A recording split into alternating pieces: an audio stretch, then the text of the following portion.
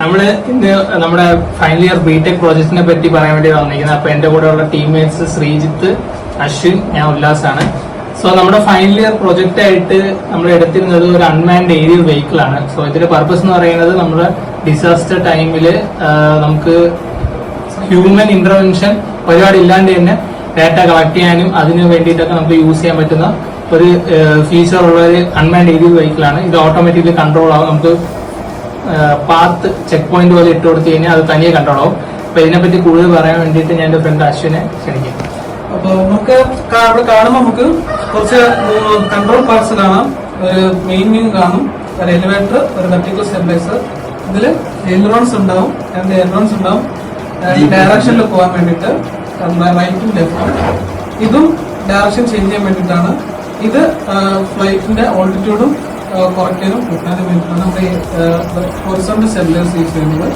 പിന്നെ ഈ ഒരു പോർഷൻ കാണുന്നതാണ് നമ്മുടെ GPS മോഡ്യൂൾ. അത് നമ്മുടെ സോഫ്റ്റ്വെയറിൽ നമ്മൾ ഓട്ടോമാറ്റിക്കലായിട്ട് ഇത് ടേക്ക് ഓഫും ലാൻഡിങ്ങും പിന്നെ വെയ്റ്റ് പോയിന്റ്സ് അനുസരിച്ച് ഇത് വെയ്റ്റ് പോയിന്റ്സിൽ കൂടെ ഇങ്ങനെ ഫ്ലൈ ചെയ്തുകൊണ്ടിരിക്കും നമ്മൾ കൊടുത്തിരിക്കുന്ന സോഫ്റ്റ്വെയറിലും മിഷൻ പ്ലാനുകൾ അനുസരിച്ച്. പിന്നെ ഈ ഇവിടെ കാണുന്ന ഒരു 1045ന്റെ രണ്ട് പ്രൊപ്പലറാണ്. 1400 RPM ആണ് രണ്ട് മോട്ടർ. BLDC മോട്ടറാണ് നമ്മൾ യൂസ് ചെയ്തിരിക്കുന്നത്. 1400 RPM പറഞ്ഞാൽ. പിന്നെ ഇതിന്റെ ഒരു മിഷൻ പാനലിലുള്ള ഡേറ്റാസ് സോഫ്റ്റ്വെയർ വഴി ഇവിടെ ബാക്കിൽ ഒരു ആന്റിന ഉണ്ട്. ഈ ആന്റിനാണ് ഇത് നമ്മൾ സ്റ്റോറായി ഡേറ്റ സ്റ്റോർ ആവും. സോ നമ്മുടെ ഫ്ലൈറ്റ് കൺട്രോൾ ചെയ്യുന്ന നമ്മുടെ ട്രാൻസ്മിറ്റർ ആണിത്. നമുക്ക് ട്രാൻസ്മിറ്ററിനകത്ത് നമ്മുടെ ഫ്ലൈറ്റിന് മെയിൻലി നമുക്ക് 4 കൺട്രോൾസ് ആണ് വരുന്നത്. ആ 4 കൺട്രോൾസ് കൺട്രോൾ ചെയ്യാൻ വേണ്ടിയിട്ടുള്ള ഇതൊക്കെയാണ്. ഇതെന്ന് പറയുമ്പോൾ നമ്മുടെ എലവേറ്റർ പിച്ച് കൺട്രോൾ ചെയ്യാൻ വേണ്ടിയിട്ടുള്ളതാണ്. ഇത് നമ്മുടെ റഡർ തിരിക്കാൻ വേണ്ടിയിട്ടുള്ള കൺട്രോളാണ്.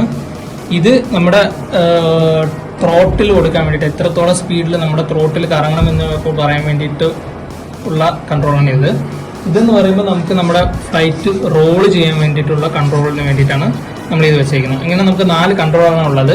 നമുക്കിത് യൂസ് എപ്പോഴും വേണ്ടി വരും. നമുക്ക് ടേക്ക് ഓഫ് ലാൻഡിങ്ങിന് മാത്രമായിരിക്കും നമുക്ക് കൺട്രോൾ യൂസ് ചെയ്യുന്നത്. ബാക്കിയുള്ള ടൈമെല്ലാം നമ്മൾ കമ്പ്യൂട്ടർ യൂസ് ചെയ്ത് ഓട്ടോ പൈലറ്റ് യൂസ് ചെയ്തായിരിക്കും നമ്മൾ ഫ്ലൈ ചെയ്യുന്നത്.